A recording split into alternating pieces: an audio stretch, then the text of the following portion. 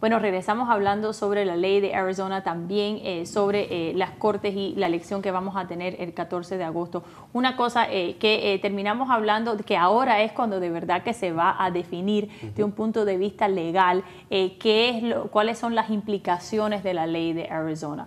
Sabemos que cuando al inicio se hizo esta ley, se empezó a implementar en Arizona, un poder increíble se le dio a los policías, y estábamos hablando sobre racial profiling y claro, el delito de ser hispano. Que es como lo han puesto muchas personas, que ese es el miedo, ¿no? Y interesantemente, algunas de las reacciones han sido, por ejemplo, el senador Marco Rubio, su reacción a lo que dijo la Corte Suprema fue que él no está de acuerdo, que él piensa que el estado de Arizona debe tener la potestad porque ellos tienen un caso especial, pero él no quiere ver esta ley en la Florida ni en otros estados. Entonces, esa es una reacción interesante. Muchas personas han dicho eso, sienten que Arizona tiene un problema, que tienen que de alguna manera resolver su problema, pero no quieren esto en su estado. Y cuando hablamos sobre la ley migratoria que se estaba considerando aquí en la Florida, de un punto de vista económico, nosotros estábamos asustados, porque imagínate todos los turistas hispanos que tenemos nosotros, si los para la policía y le piden los papeles, nunca regresan, ¿no? Y tienen sus papeles, ese no es el problema es el sentirse no querido, el sentirse que uno está cometiendo un delito simplemente por el color de la piel de uno. Y es interesante porque nos gastamos tantos millones de dólares diciendo a las personas lo acogedor que es el estado de la Florida, ¿no? Y un estado dedicado al turismo fuera, yo creo que un fracaso este tipo de ley, y nosotros no tenemos ese problema, no somos un territorio fronterizo, no es algo que hay una necesidad, pero sí hubo un movimiento nacional hablando sobre la necesidad de reforma inmigratoria, y esto claro ha sido algo muy político, y yo creo que una de las cosas que vamos a ocurrir ahora, que estos diferentes estados van a ir a sus cortes estatales y hablar sobre este tema, es que vamos a ir definiendo exactamente cuál era el propósito, por qué el estado de Utah tiene que tener una ley migratoria, por qué Alabama decidió que en las escuelas públicas las maestras tenían que reportar a los niños si pensaban que eran inmigrantes no documentados. Y vimos que en Alabama el primer día que pasó esa ley, más de 2.000 niños no fueron a la escuela por miedo, ¿no? Y entonces entramos en esta polémica sobre qué es lo que ocurre con estos niños, qué es lo que ocurre con estas familias, qué es lo que vamos a hacer con esta crisis. El gobernador del estado de la Florida también ha dicho ahora que él no necesariamente está de acuerdo con el dictamen de la Corte Suprema, pero que sí piensa que esto es algo federal y que el gobierno federal debe hacer una decisión. Y yo creo que en eso todos estamos de acuerdo, ¿no? Que debe ser uniforme. Yo creo que sí, y yo creo que lo que acaba de mencionar, lo que dijo Marco Rubio, fue muy cierto. Arizona es un caso especial, no se debe transferir al resto del país, no se debe transferir a la Florida. Arizona tiene un problema con la frontera, y lo tienen muchos de esos países que comparten una frontera con México. Con México, claro. Y es la responsabilidad de esta administración tomar riendas de lo que está sucediendo y ayudar el problema, porque es un problema nacional. Pero, de nuevo, es nacional, le corresponde al gobierno federal, no al gobierno estatal. Y yo creo que en el gobierno del estado de la Florida, como el de Alabama y como el del otro, lo que acaba de mencionar es cierto. En Alabama yo creo que pararon a uno de los ejecutivos de Mercedes-Benz, porque lucía que era hispano.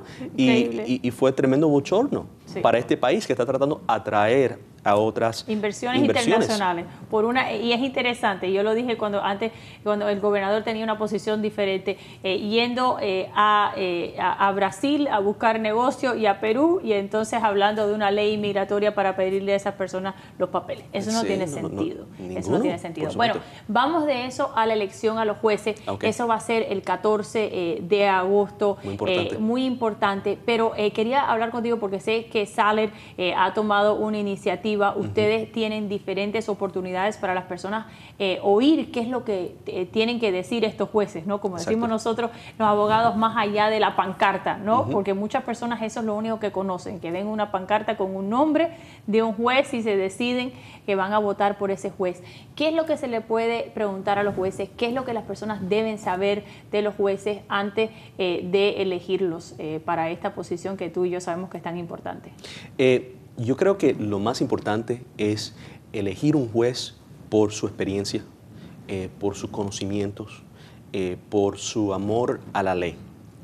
Estamos viendo que, y es una polémica que ha sucedido aquí y sigue sucediendo, que las personas escogen el juez por su apellido, por su físico, porque tiene un apellido hispano. Y Salad está totalmente contra eso. ¿Por qué? Porque el juez se tiene que escoger por sus credenciales. ¿Quién es el juez? ¿Qué tipo de trabajo legal ha hecho? ¿Cómo ha tratado los casos? ¿Cómo él decide un caso? ¿Qué pasa? ¿Es una persona con certidumbre? ¿Una persona que no tiene certidumbre? ¿Una persona decisiva? ¿No una persona decisiva? ¿Una persona con una agenda? ¿Esta persona quiere ser político o quiere ser juez? Claro. Y hay muchas de esas preguntas que se pueden hacer. Nosotros el sábado pasado tuvimos una reunión con todos los candidatos, tuvimos un panel. Cada uno de los panelistas eran estudiantes o abogados, personas no asociadas con Salad, y le hicieron dos preguntas a cada uno de los candidatos. Preguntas acerca de cómo manejarían el calendario de ellos, cómo manejarían el problema en estos momentos que el jurado no tiene fondos para llevar muchos de estos casos.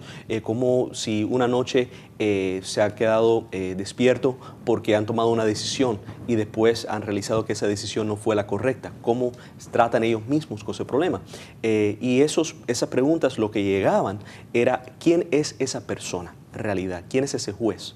Porque no es como el político que te puede prometer muchas cosas y te puede decir voy a bajar los impuestos, voy a tomar esta posición, la otra, porque el juez en realidad está ahí para llevar a cabo la ley. Claro. Y tomar una decisión imparcial, de acuerdo a lo que dice la ley, la letra de la ley. Claro. No importa sus ideales principales, claro. Aunque eso va a influenciar. Claro, pero es interesante porque muchas personas eso es lo que le preguntan a los jueces. Bueno, ¿qué piensas del aborto? ¿O qué piensas de esto? ¿Qué piensas de lo otro? Y no entienden que el juez no puede dar una opinión sobre lo que ellos piensan personalmente.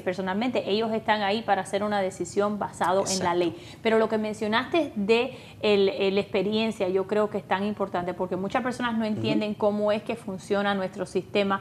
El juez sale electo y bueno, cae en cualquier departamento. Ellos no están aspirando para una rama en particular. Hay una rotación, lo ponen ahí y bueno, ellos tienen que sobrevivir y en algunos casos cuando hablamos por ejemplo de lo que es County Court, muchas personas no tienen abogados, no tienen nadie que lo está representando. Correcto. El juez le tiene que explicar cuál es el sistema, qué es lo que va a ocurrir cuando hablamos de la violencia doméstica, de los problemas de familia, de los divorcios, cuando no hay niños y algunas veces hasta cuando hay niños involucrados. Y también yo creo que es importante que sepa explicar la ley, que sepa relacionarse con las personas. Y ahora, como dijiste, con todos los recortes que hay, los jueces están haciendo más y más, porque ya no tienen la ayuda que tenían de un punto de vista de empleomanía en las cortes y están lidiando con casos desde foreclosures hasta casos criminales donde en muchos casos tienen que explicarle la ley a estas personas. Y eso porque es tan importante la personalidad del juez, de ser una persona que no sea rígida, pero una persona que sea flexible y a la misma vez sepa manejar la ley y llegar al grano de qué es lo que dice la ley, pero siempre también teniendo la posición que tenemos que escuchar a la persona, tener paciencia con el proceso, porque es un proceso que se requiere la paciencia de una persona que de verdad tenga los conocimientos, pero tenga la paciencia y tenga también el carácter para poder tomar decisiones difíciles, porque como acaba de mencionar, ese juez quizás lo mande a una corte criminal, quizás esa persona tenga que llevar una sentencia de muerte. Ese juez va a tener el carácter para poder llevar a cabo la ley. Si ese juez quizás puede llevar a cabo esa ley, pero lo mandan a una corte donde tiene que escuchar casos de foreclosure. Y sabemos que en los casos de foreclosure muchas veces la persona lo está representando, no un abogado, pero se está representando a sí mismo. Claro. Así, esa persona va a tener la paciencia de poder lidiar con ese litigante que no tiene la experiencia de un abogado, que no te va a presentar las cosas de acuerdo a las leyes, de acuerdo a las normas de las regulaciones civiles. Y entonces, esas son las preguntas que se le tienen que hacer al juez. Esa es la razón que es tan importante revisar. ¿Por qué? Porque en cualquier momento dado, cualquiera de nosotros vamos a estar delante. Exacto. Claro, nos encontramos delante de ellos. Exacto. Bueno, Lorenzo, muchas gracias por hablar sobre estos temas. Vamos a seguir al tanto de lo que ocurre en los otros estados con la ley estilo Arizona, a ver exactamente cómo se define esta ley, lo que quedó de la misma y el impacto que ha tenido también en las economías de estos estados. Y vamos a estar hablando con Tony Villamil en una semana sobre eso. Pero muchas gracias por estar con nosotros y quédese sin sintonía. Regresamos con Al García para hablar sobre otra decisión de la Corte Suprema.